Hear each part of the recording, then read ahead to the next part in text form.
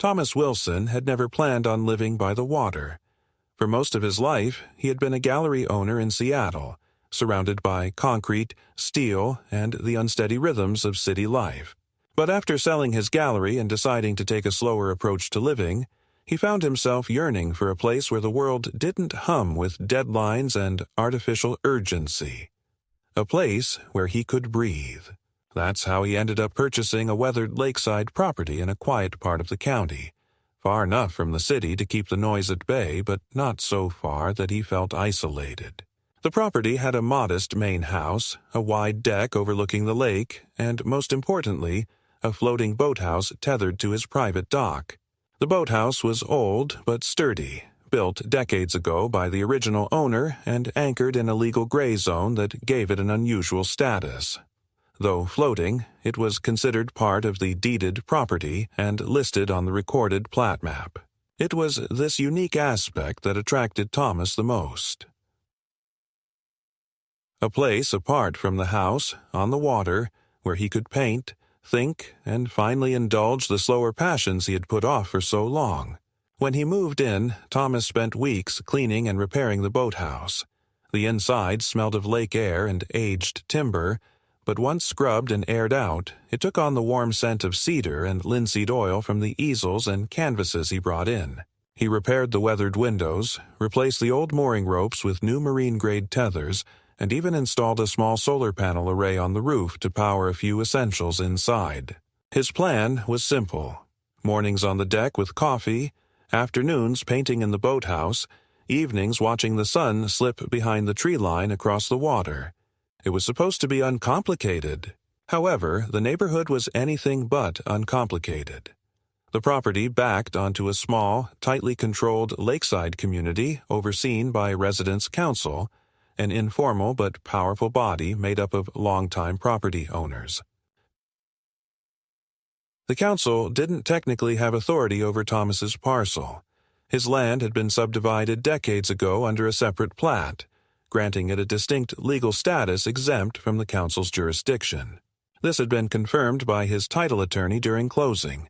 Still, it didn't take long for Thomas to notice the tension in the air.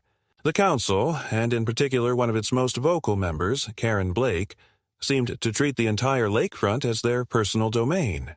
Karen, a meticulously dressed woman in her late 50s with a voice that carried unnervingly far across calm water, was the de facto leader of the group, despite having no official municipal position. She lived in a sprawling modern house 3 lots over, with an expansive dock bristling with paddleboards, kayaks, and an array of furniture that looked as if it had been plucked from a luxury catalog. For weeks after moving in, Thomas heard about Karen through small interactions with other neighbors.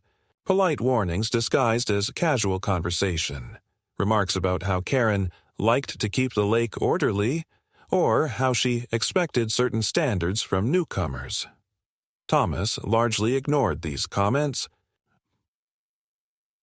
He wasn't interested in lake politics. He had his paperwork in order, his taxes paid, his property insured. He wasn't breaking any laws.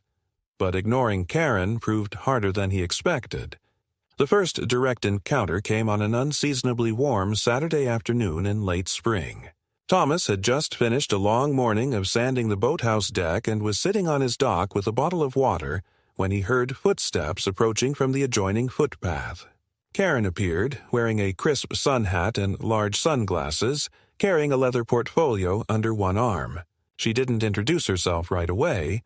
She simply stood on the edge of his dock, surveying the boathouse as if appraising it for some unseen committee.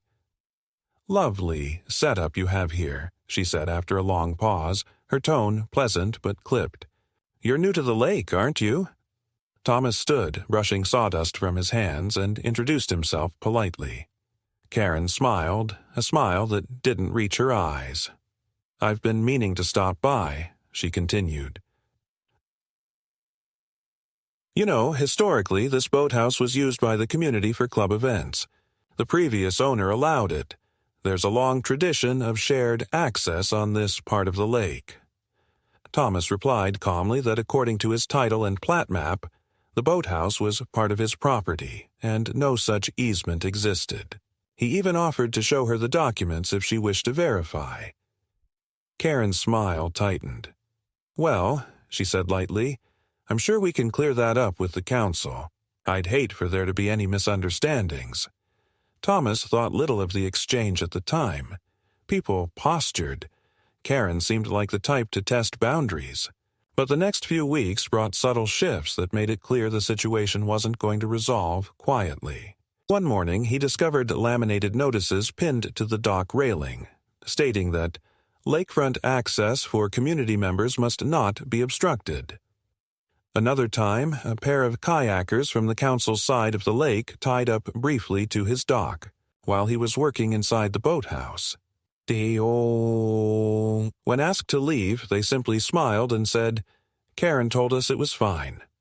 More troubling was the sudden appearance of a council newsletter in his mailbox, which included a draft proposal for harmonizing shoreline usage that mentioned the establishment of community mooring rights on shared facilities, like floating recreational structures. The language was vague but pointed, and it was clear who the target was. Thomas kept his distance, documenting each incident carefully, and began consulting with his attorney about next steps. He wasn't looking for a fight, but he wasn't about to surrender his property rights either.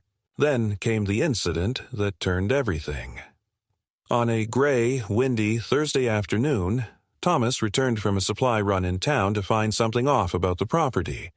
The driveway gate was ajar. A large delivery van was parked awkwardly near the shoreline, and from the dock he could hear voices echoing across the water. When he reached the boathouse, he stopped cold. Inside, Karen and two movers were arranging furniture. Armchairs, rugs, boxes labeled yoga supplies, and a full-length mirror now leaning against the far wall. "Karen," Thomas said sharply from the doorway, "what are you doing?" She looked up with affected surprise. "Oh, Thomas, I assumed you'd gotten my message. The council voted to temporarily utilize the boathouse for wellness workshops. It's only fair. It's been a shared space for years." Thomas was livid but kept his tone measured. "No message was received, and you have no right to be in here. You need to vacate immediately." Karen's expression hardened. "We'll let the council sort it out. In the meantime, I suggest you avoid making this contentious. After all, nobody wants legal expenses." It was then Thomas noticed the new sign affixed to the dock's edge. Community Wellness Center. Temporary access granted by council authorization.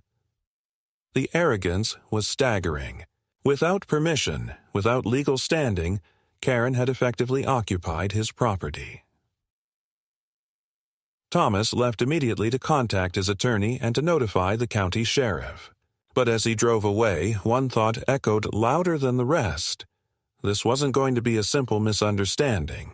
This was a coordinated attempt to seize control, one that would require every ounce of patience, strategy, and resolve he could muster to counter. The game had begun.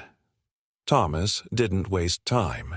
The moment he left the property, he called his attorney, David Marsh, a pragmatic man who had already warned him that this lake community had a reputation for overreach.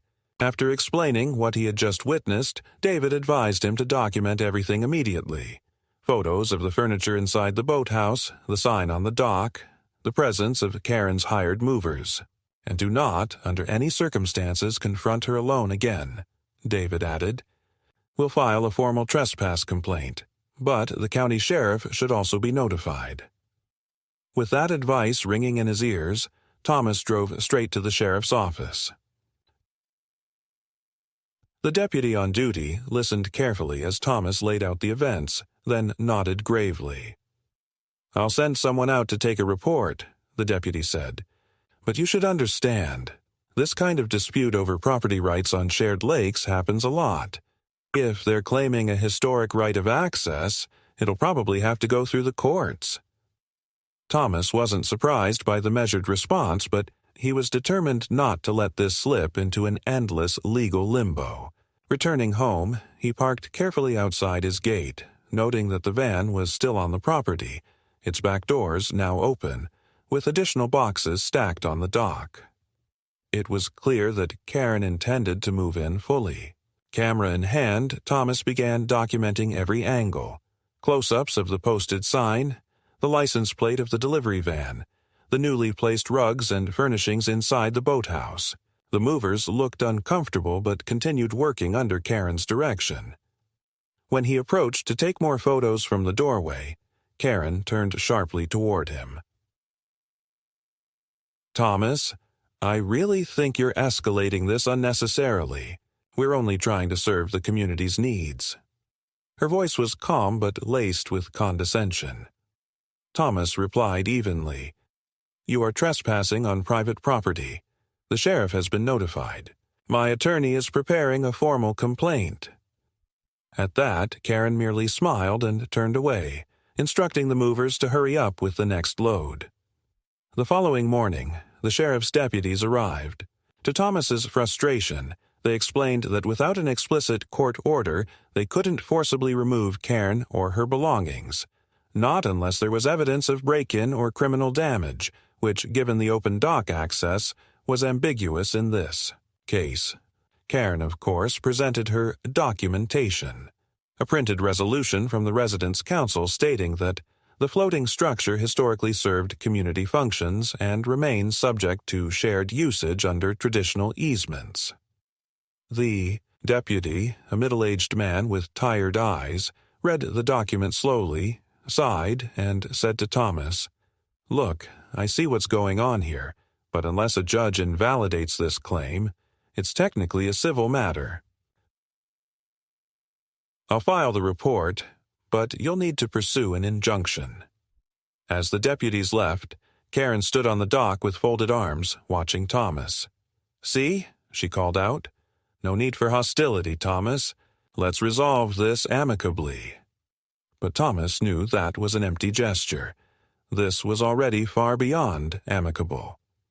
Over the next 2 days, the situation deteriorated rapidly. More items appeared inside the boathouse: a portable heater, fold-out chairs, a sound system. The temporary access sign was replaced with a professionally printed banner: "Lakeside Wellness Retreat, by invitation only."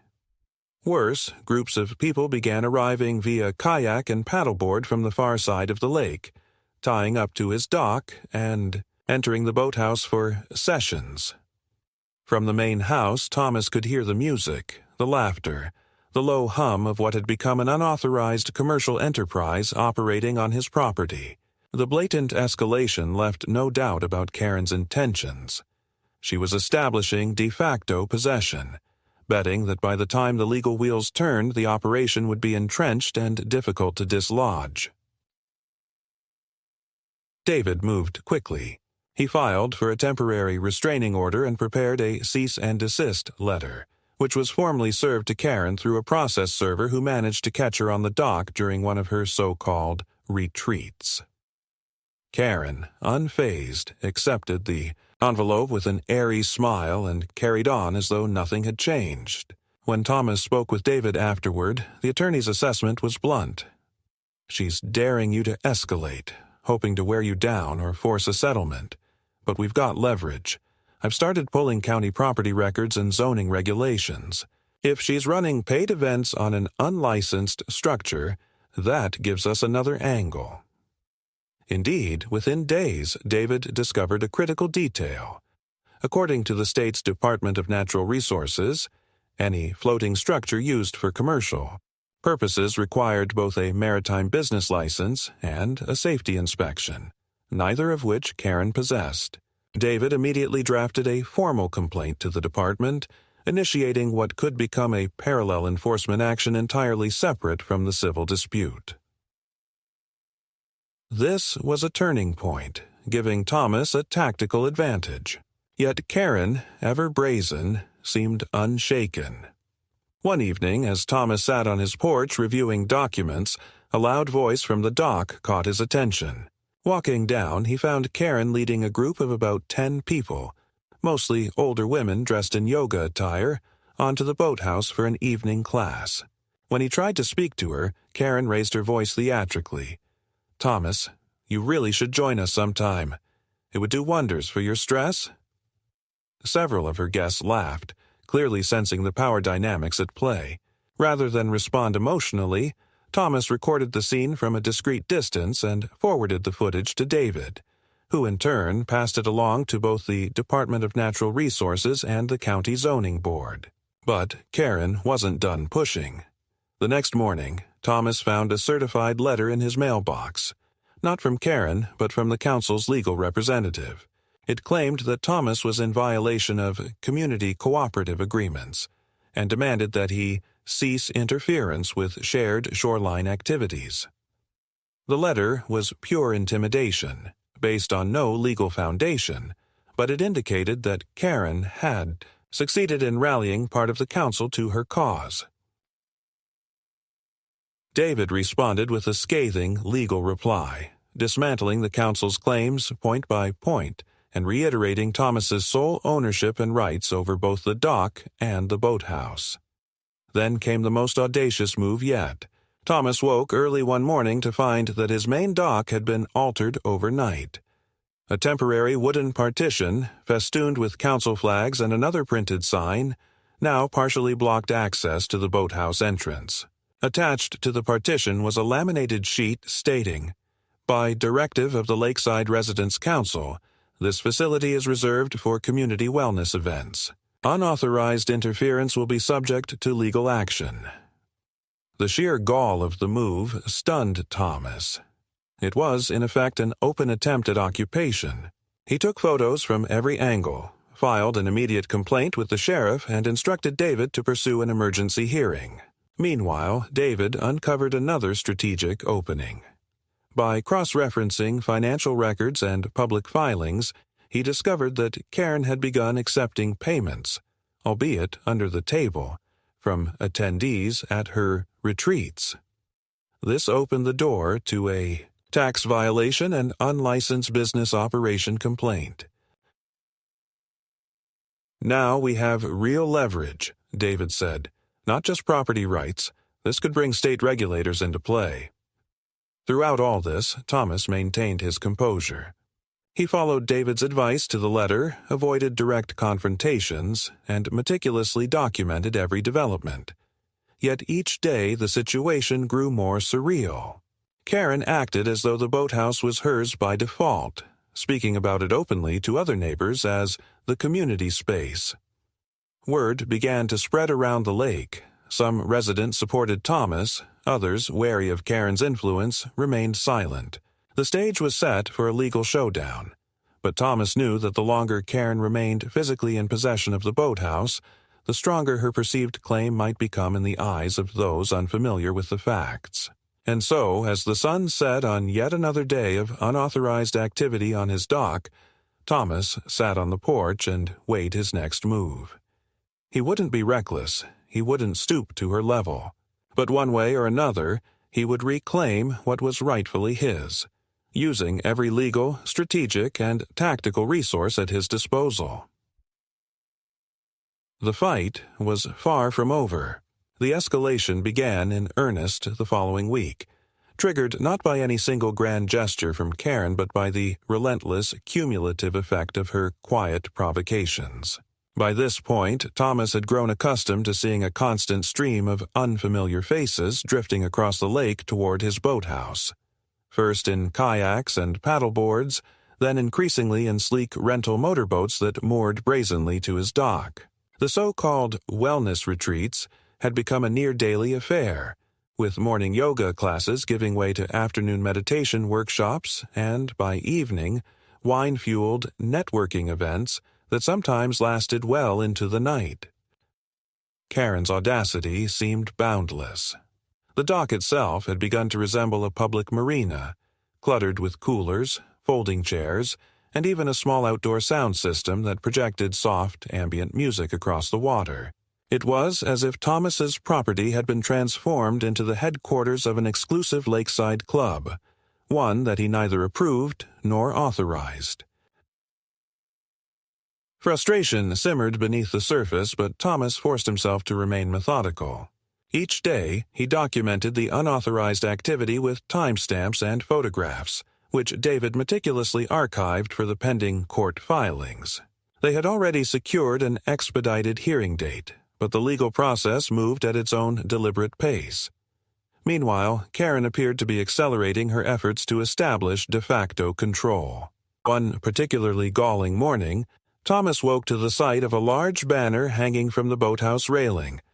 Lakeside Serenity Collective, Founding Member Event.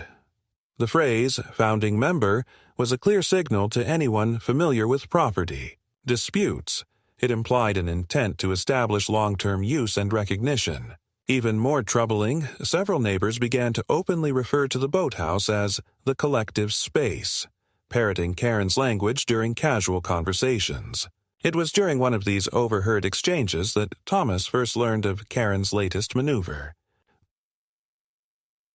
At a lakeside cafe where local residents often gathered, he overheard two members of the council discussing a new proposal being circulated, one that sought to formally designate the boathouse as a shared wellness resource under the council's bylaws.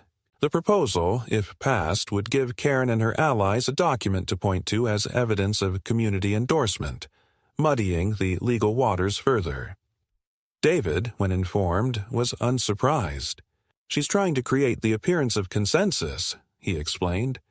"If enough residents sign on, it strengthens her narrative, even if the legal foundation remains shaky." In response, David drafted a preemptive legal warning and sent it to every council member, putting them on notice that any attempt to formalize such a designation would be met with immediate legal challenge. The letter was effective in sowing doubt among the more cautious members of the council, but Karen remained undeterred. Emboldened, she doubled down on her public-facing efforts, launching a slick website for the Lakeside Serenity Collective and even listing upcoming events on a popular local event calendar. Thomas stared in disbelief at the screen. Yoga, sound baths, herbal workshops, and, astonishingly, lakeside renewal retreats priced at several $100s per participant. Yet, it wasn't merely the audacity of the marketing that troubled him. It was the calculated way Karen was manipulating perceptions. The website carefully avoided mentioning the boathouse's true ownership, instead referring to it as our cherished floating sanctuary, a phrase repeated in various testimonials from early attendees. Worse, the guest list for these events increasingly included individuals from outside the immediate community, urban wellness enthusiasts drawn by the promise of an exclusive lakeside experience. The line between neighborhood dispute and unlicensed commercial venture had been fully crossed. Thomas, ever disciplined, continued to gather evidence while David escalated the regulatory assault. They filed formal complaints with the state's Department of Revenue for tax violations and with the county's zoning board for operating an unpermitted business. Both agencies opened investigations, though progress was slow. Meanwhile, Karen remained publicly unflappable, presenting herself as a benevolent community organizer.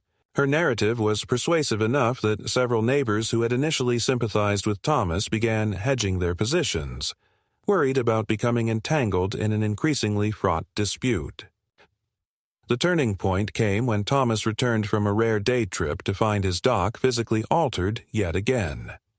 This time, a floating platform had been lashed to the side of the boathouse, effectively extending the event space onto the water itself. The platform was festooned with lanterns and cushions, clearly designed for evening gatherings. But the true shock came when Thomas examined the platform closely. Affixed to its edge was a small metal plaque bearing the words, "Property of the Lakeside Residents Council." The implications were staggering. Karen and her allies were no longer merely squatting. They were asserting a claim of ownership over part of his property. Thomas's composure finally cracked. He immediately called David, who advised him to remain calm, but to take comprehensive photographic evidence of the platform and plaque. "This is good," David said, his tone sharper than usual. "It's an unambiguous overreach. We'll use it to reinforce the injunction request and strengthen our damages claim." The following day, they filed an emergency motion, attaching the latest photographs as exhibits. Yet, even as the legal machinery churned forward, Karen remained 2 steps ahead in the public arena. Word soon reached Thomas that Karen was organizing a major event, a Founders Gala, to be held on the boathouse and floating platform with catered food, live music, and an expected attendance of nearly 50 guests. The timing was calculated to preempt the upcoming court hearing, creating the impression of entrenched community usage. David urged patience, but Thomas knew that allowing the event to proceed unchallenged could tip the scales of perception irreversibly. After careful consideration, he decided on a bolder course of action, one fully within his rights but guaranteed to send an unmistakable message. Over the next 2 days, Thomas consulted with a professional marine service he had previously engaged to inspect the boathouse's moorings. Together, they reviewed the legal framework. The boathouse remained a mobile structure, not permanently affixed to the lakebed, and its anchoring was entirely under Thomas's control. As the rightful owner, he had every legal right to adjust or remove its moorings, provided he did so without endangering others. With this clarity, Thomas made his preparations carefully and quietly. The night before the scheduled gala, Thomas worked alongside the marine crew to disconnect the unauthorized floating platform, towing it to a neutral section of the lake under supervision. Then, in the pre-dawn hours, he systematically adjusted the boathouse's moorings, replacing the primary tethers with temporary lines designed to release under controlled conditions. The work was precise and deliberate. There would be no property damage, no reckless acts, merely a restoration of the boathouse's inherent mobility. As dawn broke, Thomas watched from the shoreline as Karen's event staff arrived to begin setup, unaware of the changes beneath their feet. The stage was set for a confrontation that would reverberate far beyond the confines of the lake. For Thomas, it was not merely about reclaiming his property. It was about demonstrating that rights, once asserted clearly and lawfully, could not be usurped by arrogance and entitlement. The fight was entering its decisive phase, and Thomas was ready. The morning of the gala dawned clear and bright with sunlight glinting off the still surface of the lake. From his vantage point on the main house deck, Thomas watched as a small procession of caterers, musicians, and council members began to arrive by boat and on foot, their chatter carrying faintly across the water. Karen, as poised and commanding as ever, stood at the dock issuing instructions, utterly unaware that the structural balance of her makeshift empire had quietly shifted overnight. The boathouse, while appearing unchanged, now rested on a set of temporary tethers, ones that could, with a simple and lawful action, restore the vessel to its free-floating state. Inside the house, Thomas's phone buzzed repeatedly as David forwarded updates. The Department of Natural Resources had acknowledged receipt of the latest complaint, and the county zoning board was now formally investigating the unlicensed commercial activities. Encouraging news, but bureaucratic wheels turned slowly. The physical reality of Karen's occupation remained immediate and undeniable. As the morning progressed, Thomas reviewed his preparations once more. Every action he intended to take was grounded in law, backed by documentation and legal counsel. The marine crew stood by, ready to assist if necessary, though their presence was discreet. Thomas's goal was not spectacle, but resolution. He would not confront Karen directly. Doing so would only play into her narrative of victimhood. Instead, he would let the lake itself speak. Shortly before noon, with the first guests beginning to gather on the floating platform and within the boathouse, Thomas executed the plan. Moving calmly and deliberately, he released the quickset tether system from the main dock. The effect was subtle at first, a gentle shift in the boathouse's position, imperceptible to the untrained eye. But as the lake's natural currents and wind patterns took hold, the structure began a slow, steady drift away from the dock, its moorings no longer fixed. It took several minutes for the change to become apparent. A low murmur of confusion rippled through the gathered guests as they noticed the growing gap between the platform and the shoreline.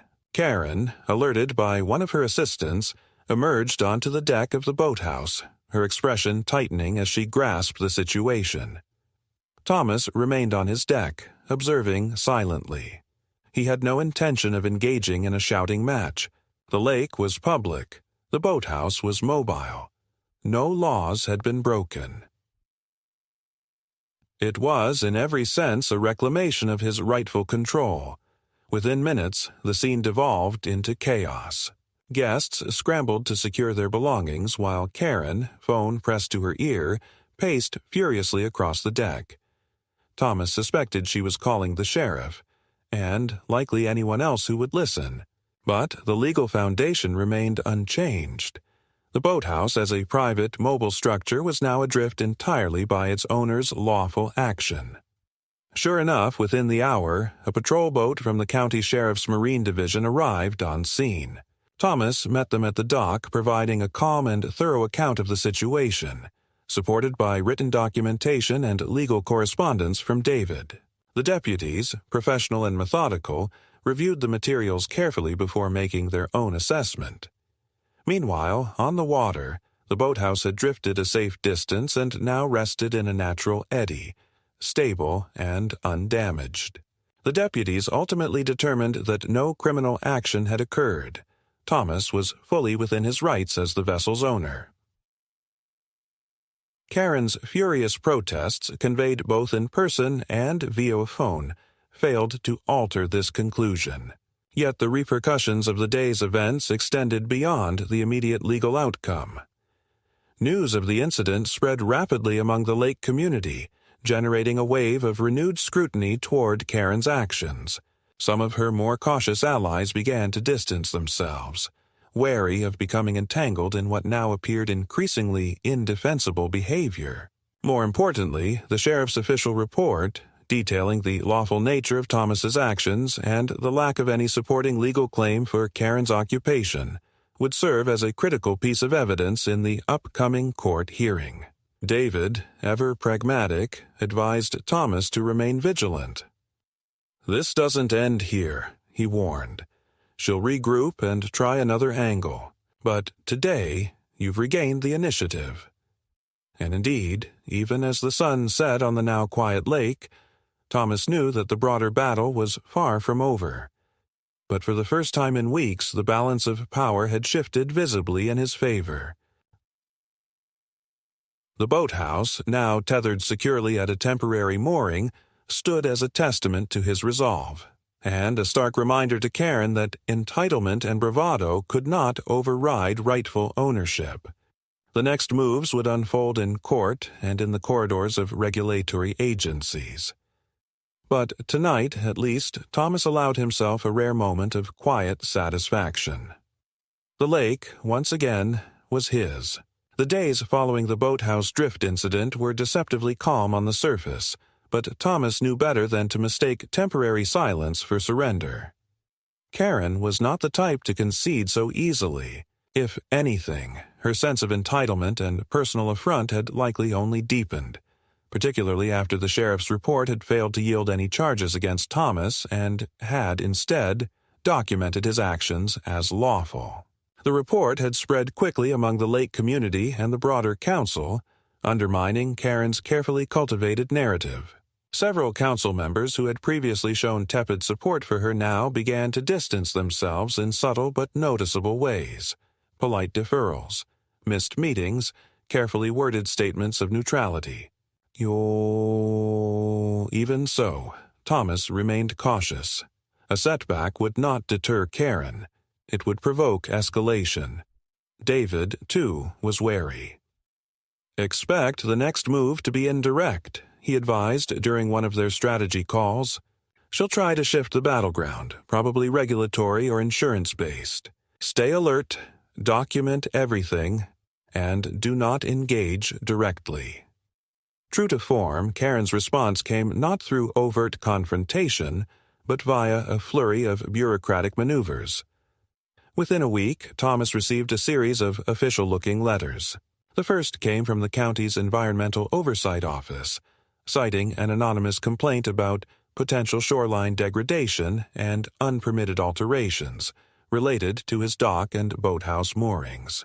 The second, more concerning, was a notification from his homeowner's insurance carrier, informing him that a formal inquiry had been triggered based on allegations of unsafe structural conditions and increased liability risk associated with the boathouse. Both actions bore Karen's fingerprints. Though filed anonymously, the timing and nature of the complaints aligned perfectly with her known tactics.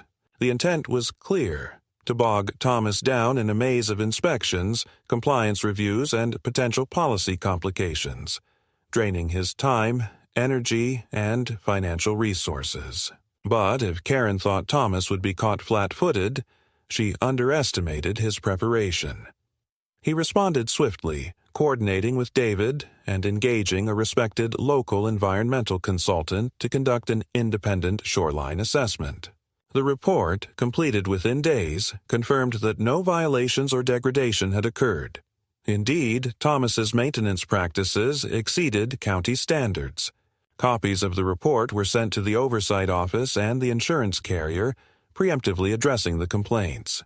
Simultaneously, David contacted the insurance carrier's legal department, providing documentation of the false nature of the allegations and reminding them of their obligations under the existing policy. The carrier, after an internal review, reinstated Thomas's coverage without conditions. Though the immediate threat was neutralized, the incident reinforced a sobering reality. Karen was willing to exploit every possible avenue of pressure, regardless of legality or fairness. The situation escalated further when Thomas discovered an unexpected development. A new petition was circulating among the lake community, spearheaded by Karen and framed as a community initiative for unified lakeside stewardship. On its surface, the petition appeared benign. Language about environmental protection, promoting shared values, and fostering collaboration. But buried within the text was a carefully crafted clause advocating for the formal designation of certain lakefront structures, including floating community assets, as subject to council oversight and governance. The implications were profound. If the petition gained sufficient traction and was formally adopted by the council, it could serve as a pseudo-legal pretext for Karen's ongoing claims, complicating the pending court case and muddying the regulatory waters. David's response was swift and unequivocal. "We need to expose this for what it is, a thinly veiled attempt to retroactively legitimize her actions. The community needs to understand the stakes." To that end, Thomas began reaching out quietly to sympathetic neighbors, those who valued property rights and who had grown uneasy with Karen's overreach. With David's guidance, he prepared a clear, factual summary of the legal realities and the risks posed by the petition. These efforts, conducted with discretion and respect, began to shift the undercurrent of opinion within the community. Several influential residents publicly voiced their opposition to the petition, citing concerns about property rights and due process. Yet, even as the tide of local sentiment began to turn, Karen pursued a parallel track of escalation. Leveraging her remaining influence within the council, she orchestrated a formal complaint to the state's Board of Inland Waterways, alleging that Thomas's recent actions, specifically the boathouse drift, had constituted reckless endangerment and had disrupted safe navigation on the lake. The complaint, though lacking merit, triggered a mandatory review by state officials. It was a calculated move designed to entangle Thomas in yet another layer of regulatory scrutiny. David, upon learning of the complaint, immediately filed a comprehensive rebuttal, supported by the sheriff's report, marine crew affidavits, and environmental consultant findings. "It's a delaying tactic," he explained, "but we have the evidence. Stay patient." Still, the mounting legal and procedural workload was taxing. Thomas spent long hours compiling documentation, coordinating with experts, and preparing for the upcoming court hearing. The emotional strain, too, was considerable. Nights once spent painting in the boathouse or enjoying the tranquil beauty of the lake were now consumed by strategy sessions and legal briefings. Adding to the complexity, Karen began to escalate her public relations campaign. Professionally designed flyers appeared in community mailboxes and local businesses, portraying the Lakeside Serenity Collective as a vital community resource under threat from aggressive legal actions. The narrative was carefully crafted, casting Karen as a benevolent organizer besieged by an intransigent property owner. Social media channels amplified the message, drawing support from outside wellness groups and sympathetic activists unfamiliar with the true legal context. Faced with this onslaught, Thomas and David adopted a disciplined communication strategy. No public outbursts, no reactive statements. Instead, they focused on the upcoming court hearing, where facts and law would prevail. Behind the scenes, however, David initiated a critical new maneuver. Leveraging his professional network, he coordinated with a respected investigative journalist specializing in land use conflicts and regulatory abuse. The journalist, intrigued by the depth of documentation and the broader implications of Karen's tactics, began an independent investigation, promising balanced coverage based on verifiable facts. Meanwhile, Karen's activities took an increasingly desperate turn. In a blatant act of provocation, she organized an unauthorized community flotilla, a parade of decorated boats that encircled the now secured boathouse mooring, blaring music and displaying banners proclaiming, "Save our collective space." The spectacle, while garnering some media attention, also drew the scrutiny of the county sheriff and Marine Division, who documented numerous violations of noise ordinances and navigational safety regulations. The sheriff's subsequent report, combined with the mounting body of legal and regulatory findings, further strengthened Thomas's position. Yet through it all, he remained resolute but measured. The fight was not merely about a floating structure. It was about the fundamental principle that property rights and the rule of law must prevail over entitlement and manipulation. As the court date approached, a palpable sense of anticipation gripped the community. Both sides braced for a decisive moment, one that would reverberate far beyond the quiet shores of the lake. For Thomas, the path forward remained clear. He would continue to stand firm, armed with truth, law, and an unwavering commitment to justice. Whatever further tactics Karen might deploy, the foundation of her campaign was cracking. The final battle loomed on the horizon, and Thomas was ready. The courtroom was smaller than Thomas had imagined, an unassuming space with worn wooden benches and a high ceiling that gave the illusion of openness.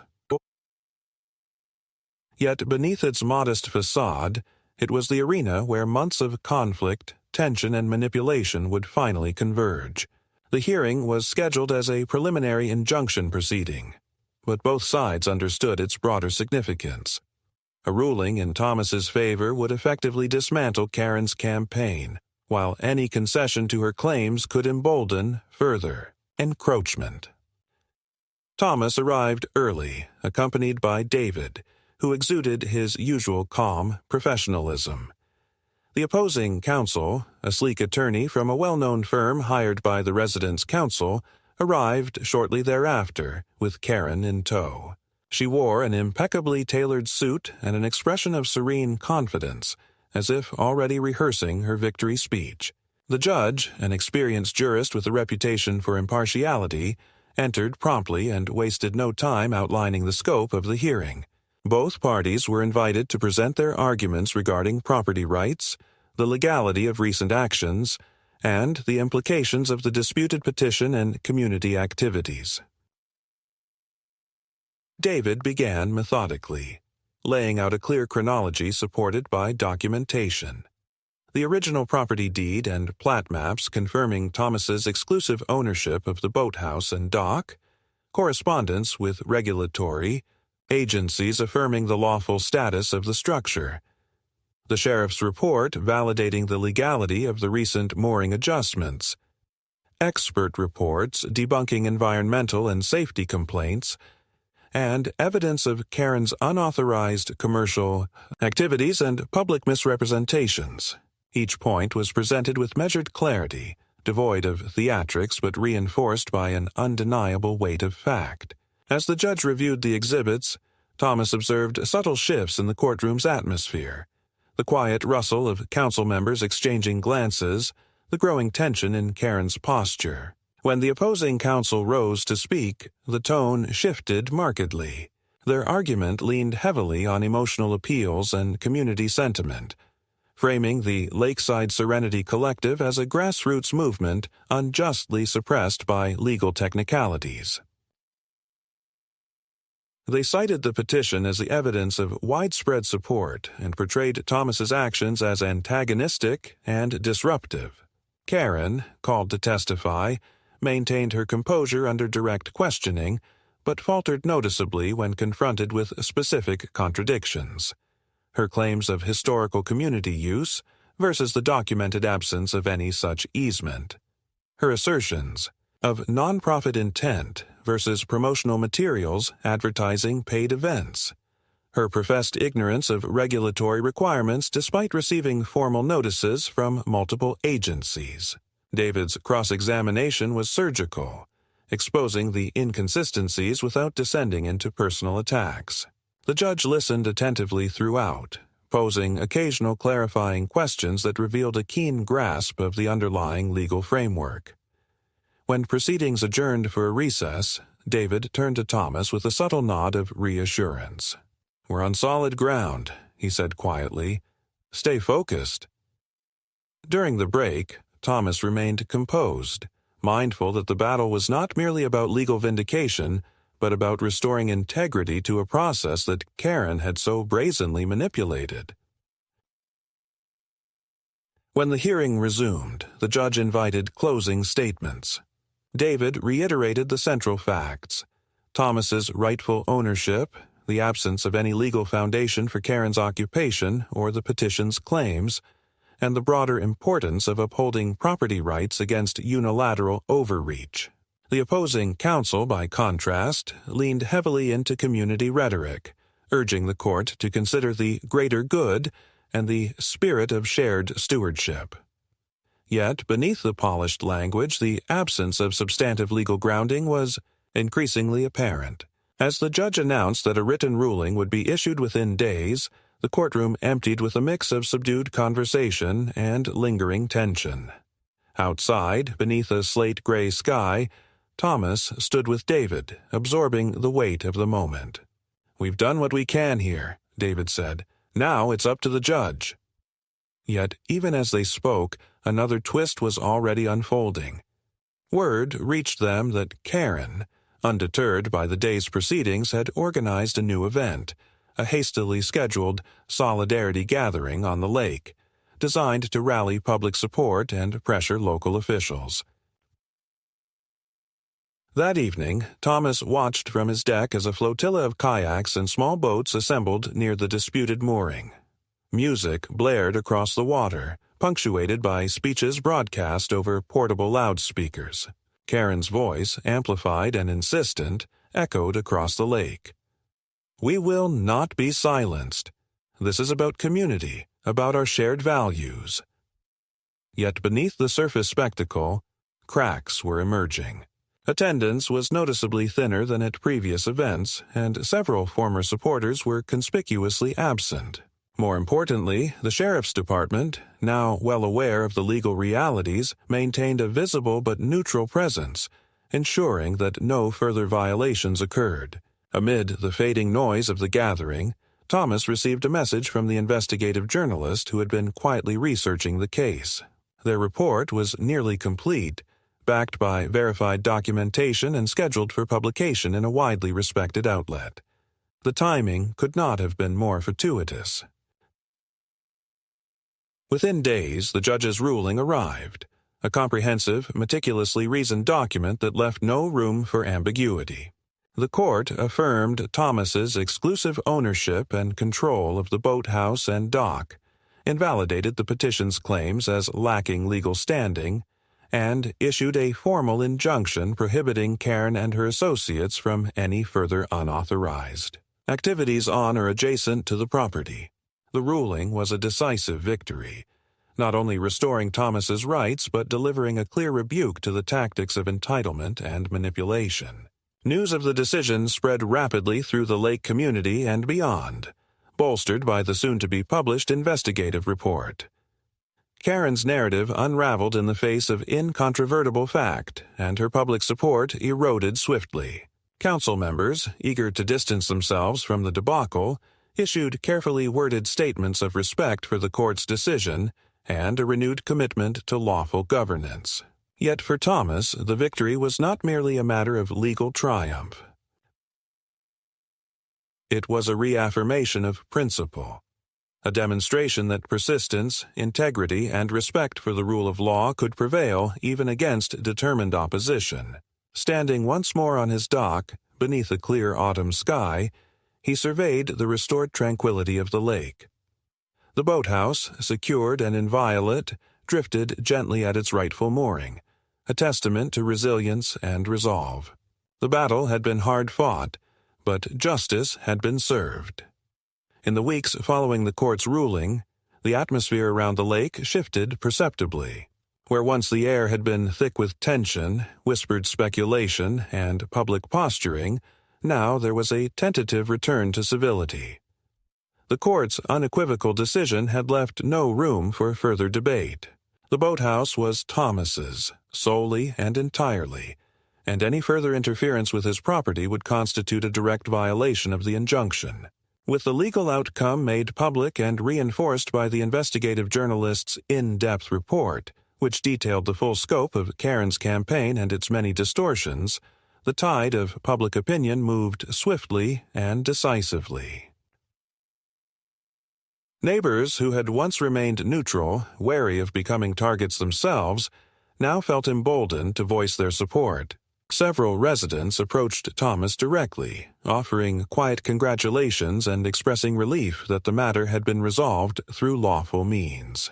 A few even admitted privately that they had felt coerced into supporting the petition or participating in the collective's events, fearful of the social and political repercussions Karen was known to engineer within the council. The fragile coalition she had built around the Serenity Collective dissolved rapidly in the face of legal defeat and public scrutiny.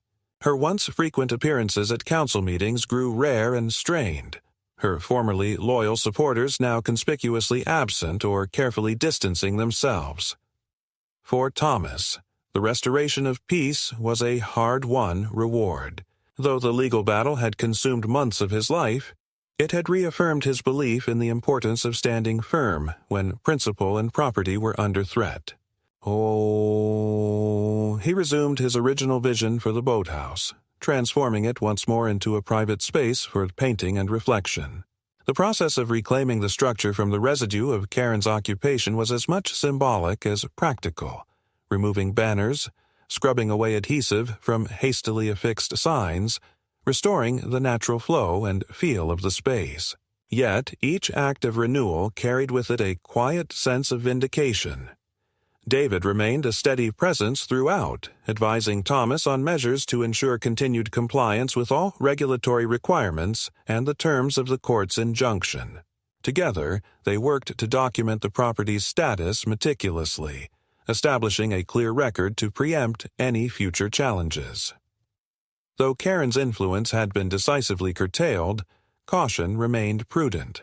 The council, eager to rehabilitate its image, enacted several procedural reforms in the aftermath of the controversy, clarifying the limits of its authority and instituting new safeguards against unilateral actions of the kind Karen had attempted to orchestrate.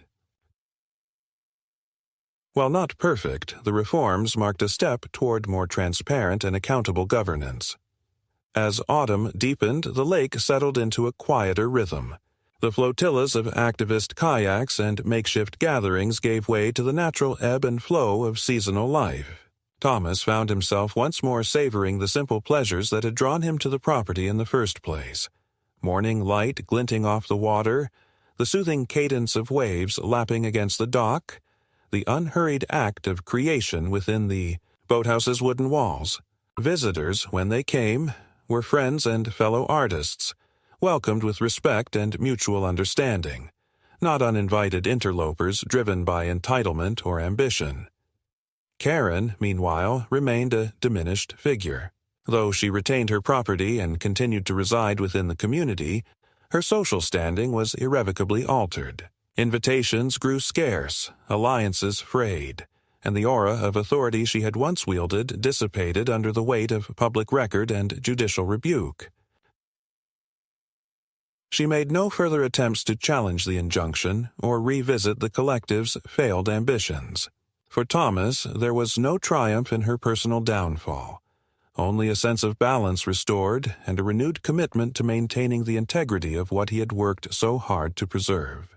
Reflecting on the ordeal, Thomas understood that the battle had been about more than a floating structure or a patch of shoreline.